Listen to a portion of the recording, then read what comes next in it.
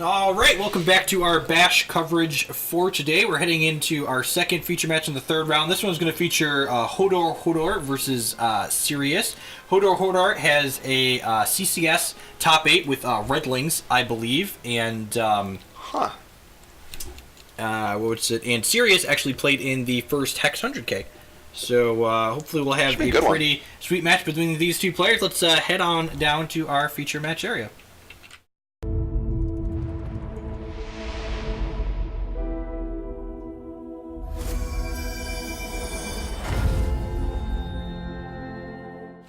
Alright, as we got here, it looks like Cyriius is playing a deck that's not exactly in the meta. We see Madam Banana here, Madam Anna. For 3 charges, target troop you control gains Deathcry, summon a Phantom. HodorHodor here not playing Redlings like they top into the CCS with. You're seeing Diamond Sapphire Control. And again, like, can the control deck keep up with a new threat that doesn't necessarily have those specific answers to beat? Certainly an interesting hand here from Cyriius. So we see Sepulchre Cryptdust here. Is this a necrotic? Giant Centipede is an insect. Not, yeah. Okay. So interesting. So the Cryptdust currently not making any thresholds. Oh. Little steady as she goes. I mean, why would you play Sepulchre Cryptdust in your deck if you weren't going to draw Deathseeker on turn 1? Alright, you see from HodorHodor here, has 3 shards in hand, a Transmogrifade, and a pair of Dark Card of Nolzan. Yep, and now when your opponent's on the other side of the table, you got to be a little bit worried when you're like not quite sure what Madam Banana means. Like this isn't a meta deck, right? Like we're not guaranteed to know what's going on. Like they could have Hero Fall. Maybe this second Dark Card's actually a liability. Yeah, if you see a second Blood get played from your opponent, it's definitely a little scary. See here a beautiful full arcane focus coming off the top. We're going to look at their top 2 and snake 1 there. See another ice come down. Again, just like smoothing out that draw and making sure we hit just the right amount of resources. I think Hodor's in a spot where they want to draw some more action here. They've got guaranteed resource drops 4 and 5 in their hand already. Another Disciple of Yazakan coming out. Let's take a look at Disciple here. I don't think we've seen this card yet today. Yeah, it's been a while. So this is a 1/1 with flight and speed. Whenever a troop enters your crypt, if this is in your crypt, add a soul counter to it. The start of your turn, if there are 3 soul counters or more soul counters on this, and this is in your crypt, you get to put it into play and remove all the counters. So this is a card that's kind of a combo with Cyriius' champion ability here, because you can put this Deathcry, gain a Phantom on this Disciple of Yazakan, and then trigger that Deathcry more than once because this is a troop that keeps coming back to play. It's definitely an interesting take here, so we're going to go ahead and crash in for a pair. HodorHodor goes ahead and draws another Sapphire Shard, going to play an Ice down here. In addition to the hand here was a Transmogrifade and a Silver Talon Adjudicator. Pretty good ones here. You see, choosing to wait on this Dark Heart even though it could kill this Disciple of Yazakan. And again, I like that because you don't necessarily know what Cyriius is doing on their side of the table. I like playing out the Giant Centipede before we activate the Madam Banana ability, because this way, if they have Transmogrifade, you could still sack your Disciple in response. You're not going to get the Deathcry trigger from Madam, but you're going to keep your troop that keeps on being a recurring threat. Absolutely. Absolutely good heads-up play here by Cyriius. Playing around things like Transmog and Runebind when you can is probably just a pretty high upside play. Yep, and you see Hodor go into the tank there. I think I like ultimately using the Transmogrifade here. Otherwise, these 2 cards together are going to get kind of out of control. Not surprised to see the sacrifice there. I like the making them have it from Cyriius' part 2, though. Like, if they don't have the Transmogrifade there, you're going to get ahead in a pretty big way. Alright, Disciple of the Yazakan going to come on in for 1. HodorHodor going down to 21, and Cyriius down is at 19 here. And now you kind of got to make a choice, right? Like, we opted not to play the Dark Heart last turn, but we've bricked on drawing something that's potent this turn again. So, like, do I wait on the Dark Heart again and continue getting pressured, or just go ahead and slam this into play? HodorHodor goes ahead and plays the untapped Sapphire here. Yeah, the non-slow resource there is definitely very reasonable. It lets them bluff a Runebind here, which is good and bad. Like, I feel like Dark Heart is such a potent threat that, like, I'm just going to pull the trigger on it. If you've got the Runebind, you've got the Runebind. So it might be worthwhile to have played the Ice there to just, like, you lose a little bit of psychological value, but in actuality you end up a little bit ahead. Yeah, so Cyriius goes ahead and, like we talked about here, had the Casualty of War in hand to get the Dark Heart of Nolzan off the table. Going to continue to apply pressure here with another removal spell in hand, another Casualty of War in hand. goes ahead and jams down a Promiscuous Succubus, which is kind of a cool one here.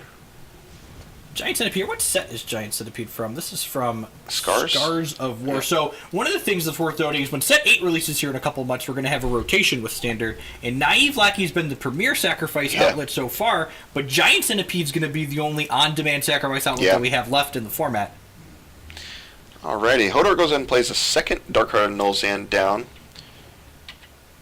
Stuck with a Sapphire Shard, a Well of Purpose, and a Silver Talon Adjudicator in hand, so Cyriius going to go ahead and that's with the Disciple. With the pretty cool. that the Death card triggers on it, you get to generate. God, that's so sweet. It's awesome.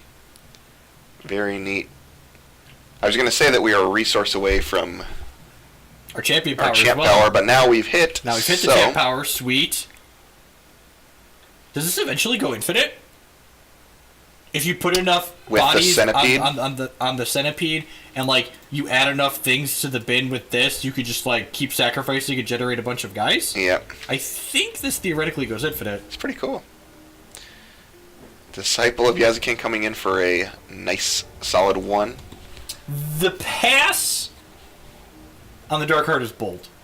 You're giving Hodor opportunity to draw more potential answers to your Casualty of War. Sure. I like not playing the Casualty on Cyriius' turn, but maybe do it during Cyriius' ready step there.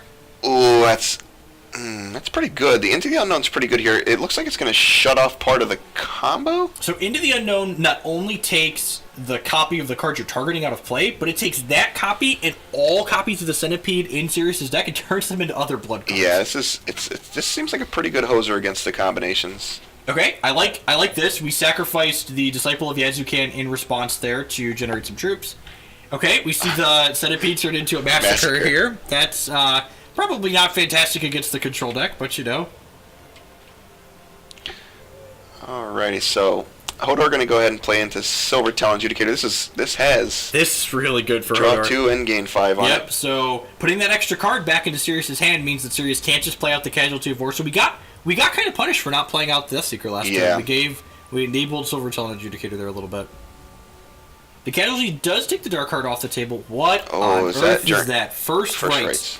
Troops in your hand get Death Cry, summon a zombie. Troops in your hand get that. Interesting. Okay, that's neat. When you have a sacrifice outlet, you can kind of continue plowing through, but less impressive in the mid-game here when you top deck it for sure.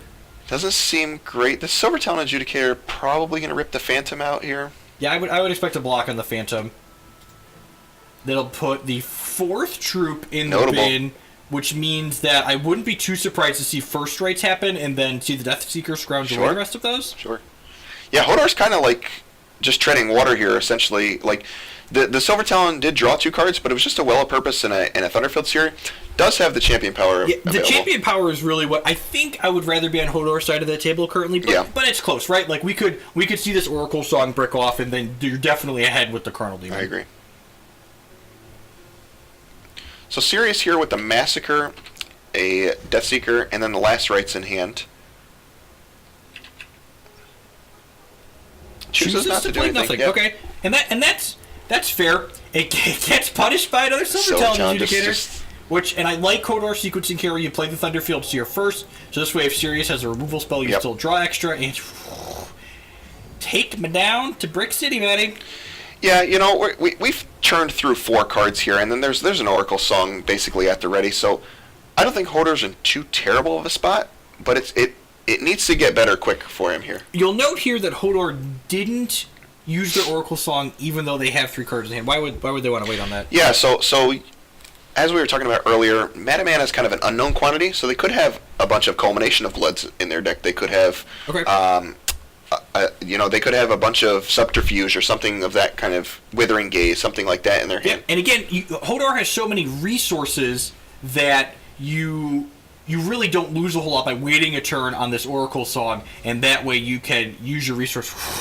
So the Massacre, again, Hex, if it doesn't say till end of turn, these are permanent effects. So Massacre makes things permanently -3/-3. I feel really bad for Cyriius this game. He's been punished by all of his own cards, like, every time.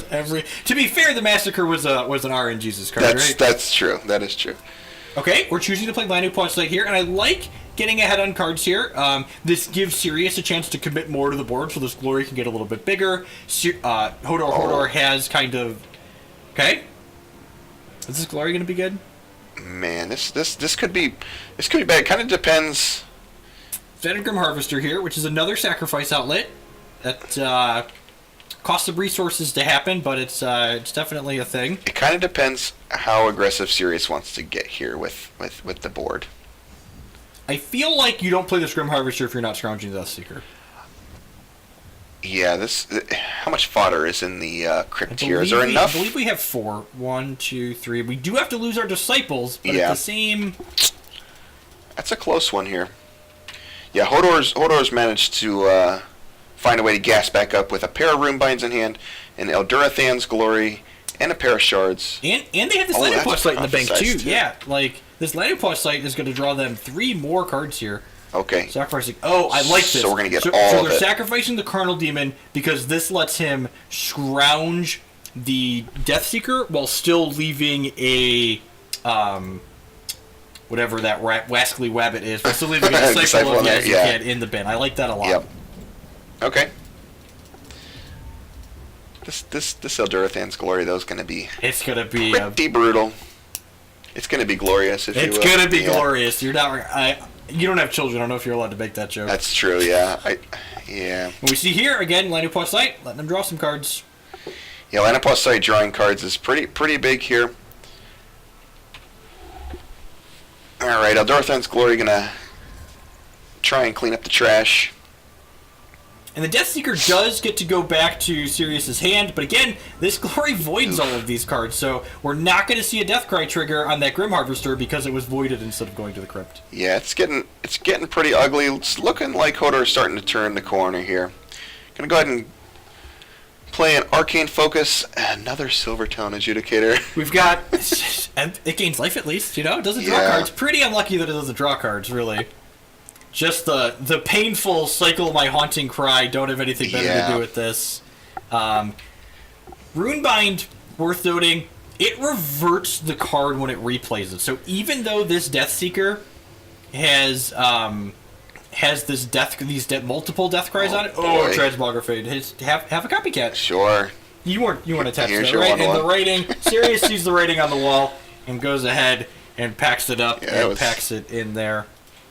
I'm interested to see some more of this deck that Cyriius has brought, though, for sure. Yeah, hopefully we'll get a 3-game set here. Cyriius will get to be on the play for the 3rd game. I would expect that if Cyriius doesn't have culminations in his main deck, that there are likely culminations coming in out of the board. Yeah, right? you would assume so. With how popular the Diamond Sapphire deck has been, it's a pretty good assumption. I'm going to go ahead and head back on down for the 2nd game in just a second here. Let's see if Cyriius could go ahead and tie things up for us. Here. All right, here we go. Cyriius, like we said, is going to be on the play for this one. 3 blood shards. We noted the Withering Gaze. Okay, yep, Withering Gaze is a good one for kind of punching through there. And you see, Hodor has a card that you're pretty happy to Withering Gaze. Yeah.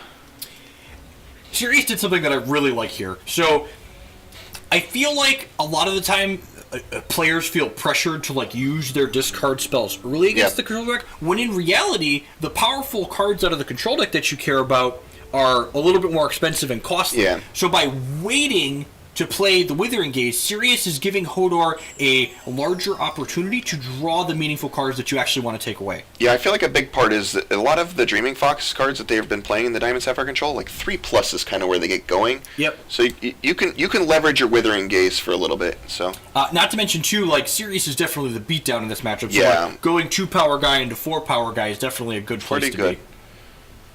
Hodor here going to play a Sapphire Ice, has 2 more resources in hand, an Into the Unknown, a Transmografade, the Psychic Ascension we alluded to, a Clash of Steel, and a Dark Cardinal's Hand. Pretty good hand for Hodor. Death's Head Rider added to the grip here for Cyriius. I wonder if Cyriius is an Underworld Crusader deck. Oh, that's a good point. Death's Head Rider is actually pretty solid against the Eldurathan's Glories and stuff like that, too. So it's not a bad one. This Withering Gaze. Alright, so unfortunately, again, minor bug in the broadcasting technology here. We cannot... I meant to write those down.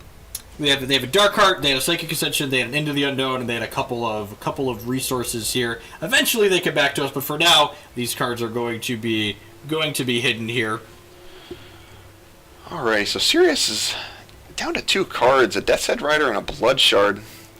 Not really the best spot to be in. We see an ice come down from HodorHodor's side of the table here. Still no diamond thresholds worth noting though. So Cyriius took the Into the Unknown. Casualty of War is a good pickup here. We know that HodorHodor has a Dark Heart in their hand, so if they have the 4th non-slow shard, this Casualty is going to allow them to take that Dark Heart off the table. Yeah, Cyriius getting pretty aggressive here. There's the diamond and the 4th non-slow shard. 4th non-slow shard. The good thing about this Dark Heart in Null's end, at least for Cyriius' end, is there's an Arcane Alacrity over there on the side, so we have a way to get that off, and then the Casualty of War cleans up. Culmination of Blood. It still costs 10, though. It's down to 9, sir. Now, Thank you very much. Excuse me. So, if there isn't a glory in Cyriius' future, I kind of like his position. Yeah, in this game right it's now. not bad. That's a 5th non-slow shard. It feels bad. Yeah, we knew about the Clash. Just Clash of Steel. And we see here Cyriius very smartly sacrificing all of their extra units here that they weren't going to use anyways, which makes the Culmination of Blood cheaper, because Clash of Steel voids everything else, so they wouldn't be going to the Crypt. Alright, so we have a, in quotes, giant centipede on the table here for Cyriius. This is a 1/1. Moderately sized centipede. Coming on in, putting HodorHodor down to 12, which isn't a lot here. HodorHodor's only going to be at 3 cards now, I believe, after the playing the ice. So there's a Runebind, a Psychic Ascension in hand. Let's see, Emperor's. Okay. Ooh, Emperor's Lackey. That one hits pretty hard. Emperor's Lackey's pretty good one here. Cyriius coming on in for 2, going to put HodorHodor down to 10. It's going to be a close one here, I think. Again, if you're on HodorHodor's side of the table, you're really looking to just find like Aldurthan's Glory here, right? I don't know if I like Oracle Songing here. It doesn't give you a chance to hit the Aldurthan's Glory. That is true. Because it's putting you down to...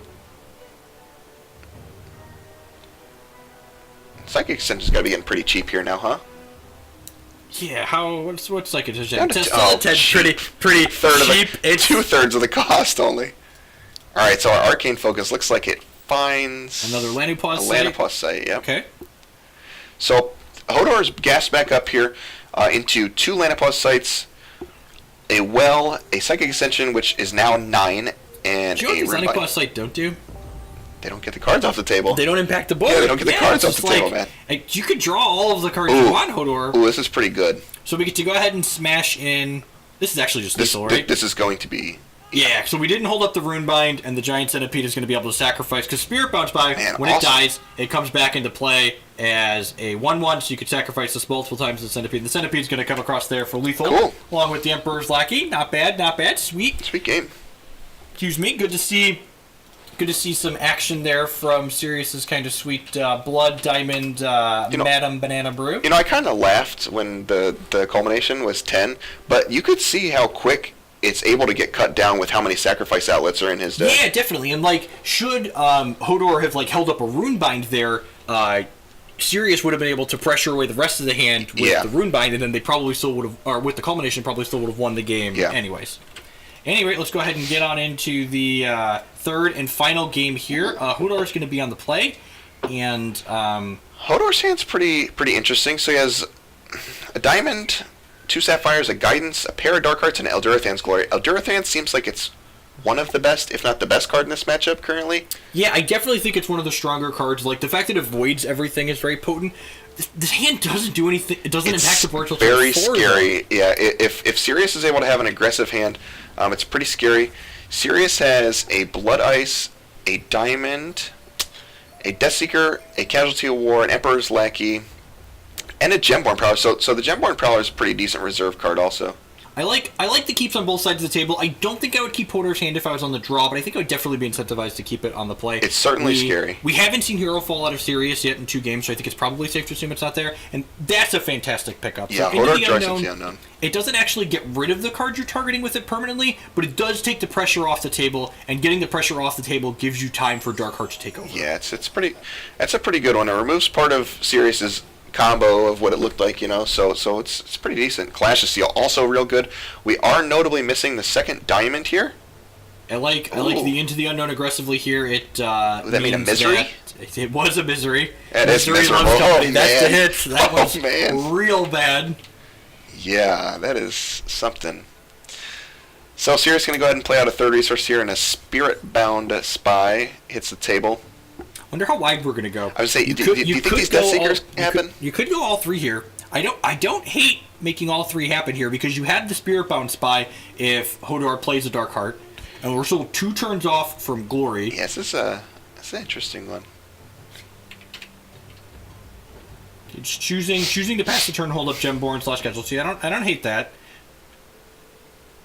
All right, Hodor going to go ahead and draw a second Clash of Steel. So plays a Sapphire up to 4 resources. Has 2 Clash of Steels, 2 Dark Hearts, and an Eldorthan's Glory.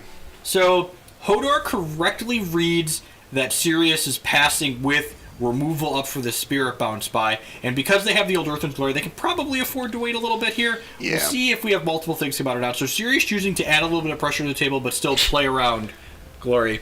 You could argue that Hodor's life is not like a diamond. Yeah. And we're having they are a Crusader deck. Okay, that makes a lot of sense. This is one of the best Deathcry cards in the game currently. That was a really nice one too, honestly, because now we're able to jam the Crusader, and we still have removal and the Gemborn left up. So.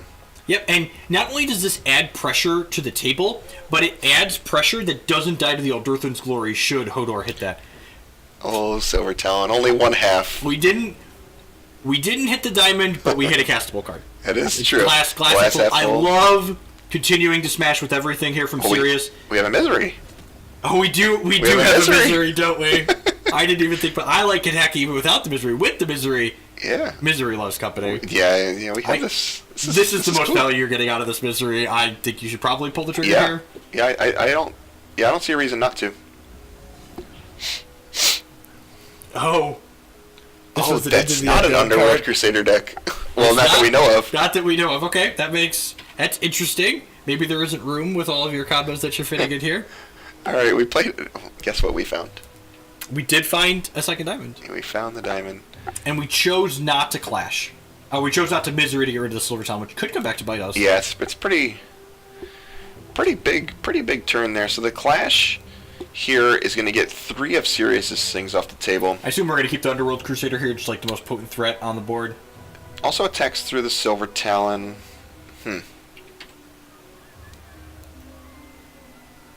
Wait, I don't understand. Interesting. What does misery do? Discard a card, yeah. Alrighty, Cyriius draw step here is a Blood Ice. Gonna go ahead and jam that down here. This allows us to put Madame Banana on the Underworld Crusader, should we choose to do that? Yep.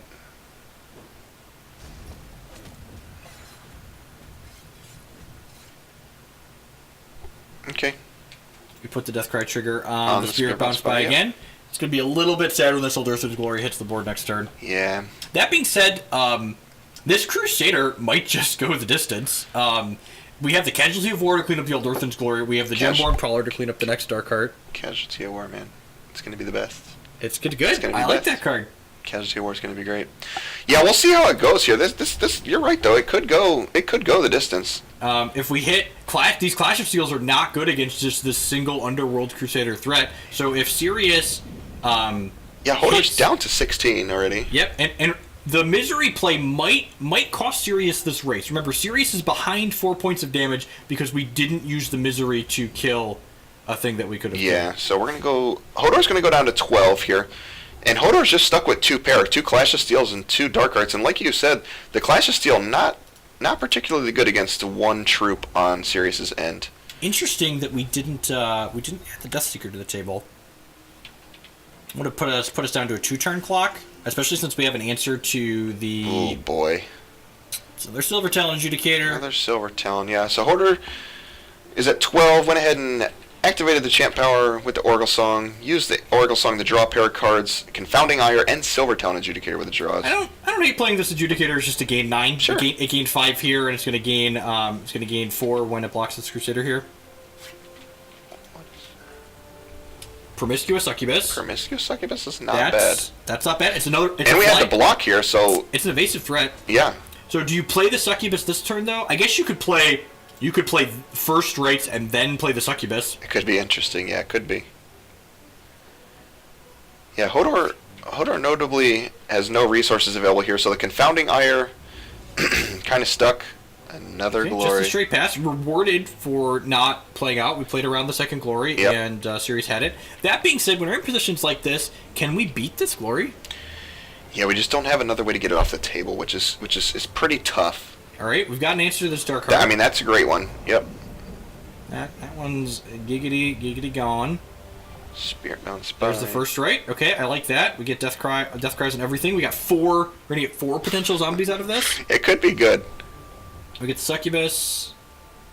Hodor's down to 11. I like that Cyriius is pacing himself around the Earthen's glory here. We're not going to get blown up by this by nearly as much as we could. Yeah. Worth noting, this Confounding Ire counters blood card. So if we rip a Casualty of War here, we are not going to be able to end this Earthen's glory. Yeah, the casualties. I like this line from Cyriius. Yeah, absolutely. I like cashing this in the draw 2 cards. You can't beat the board. We need more cards to do it. Let's try and find those cards. Okay, so There are Underworld Crusaders in their deck. Okay. We see Cyriius draw an alternate art Crusader here, so that doesn't surprise me that there are Crusaders in Cyriius' deck. A lot of sequencing decisions here. I don't know that I would play around a third glory if I was Cyriius here. His opponent's already played 2 of them. I kind of like just saying, here's my stuff. Yeah, this is fine. There's a lot of stuff like it, but this stuff is mine. Pretty good draw here from Hodor. Draws an Arcane Focus into the Unknown. Okay. We're going to jump with the Spiritbound Spot. I like it. Getting an evasive threat on the table is good. Yep. Makes a zombie as well because of that first right. Giant Centipede to draw here for Cyriius. So Cyriius has 2 Death Seekers, a Giant Centipede, and an Underworld Crusader in hand. Gonna go ahead and play the Underworld Crusader. There's a Confounding... This is going to get Confounding Ire, There's right? a Confounding Ire and an Into the Unknown. I guess you have to ask yourself, how And do there's I a lose clash. this game? A couple clashes, so I don't know. I actually like not Confounding Iron that, thinking about it more. And the reason for that is the only way Hodor is losing this game is a culmination in blood, I think. Sure. So... Oh. Yeah, that's pretty good. Remember that time Cyriius missed 4 points of damage? Yeah, down to 8 for Hodor.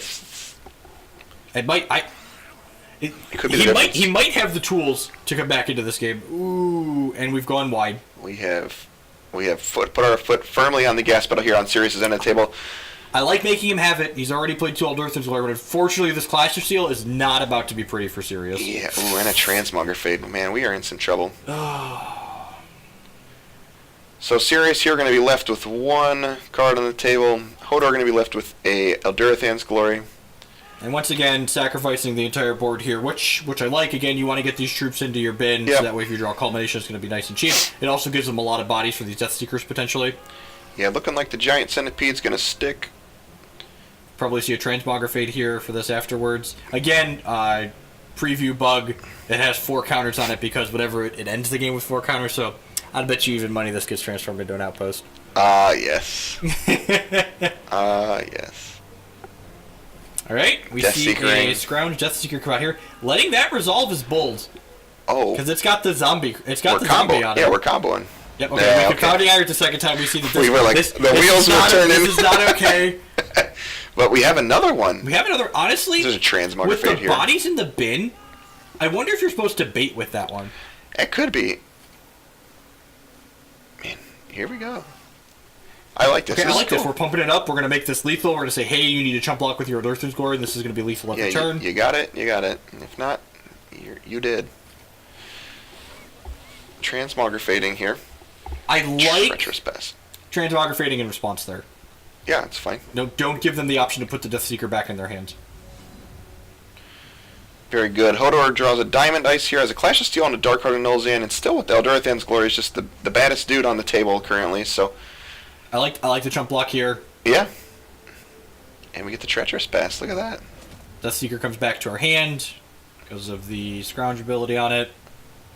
All right, we drew First rights. That's Step 1. It's pretty good. All right, this Death Seeker first rights adds line of text. Death Cry summon a zombie. So now when this guy chump blocks or gets beaten in combat, he's gonna Cyriius is basically just looking for a removal spell here, right? Like on a Transmogrifade or a Guidance, yep. Or a Transmogrifade or a Runebind, something like that. Or, is that one good? I'm on the jury is out. This is not okay with me. It looks like the 4 points of damage is going to ultimately end up not mattering for Cyriius here, as these Alderthan Glories just, like, come to Pound Town. That's just not okay with me that just happened. Oh! Is that Mordrum? We have nothing in our crypt. Yeah, we're So yeah. Mordrum is a unique that puts a troop with cost 3 or less to your crypt back into play. Unfortunately, we have none of those. HodorHodor score is a jerk. Probably going to lock this game up. Cyriius Yeah. falling down to 2 here. Morsel of Madness. All right. All right, and we see Cyriius go ahead and pack it up and pack it in there to close out our second feature match for round 3. So Yeah. Cyriius deck seems interesting. Yeah, I think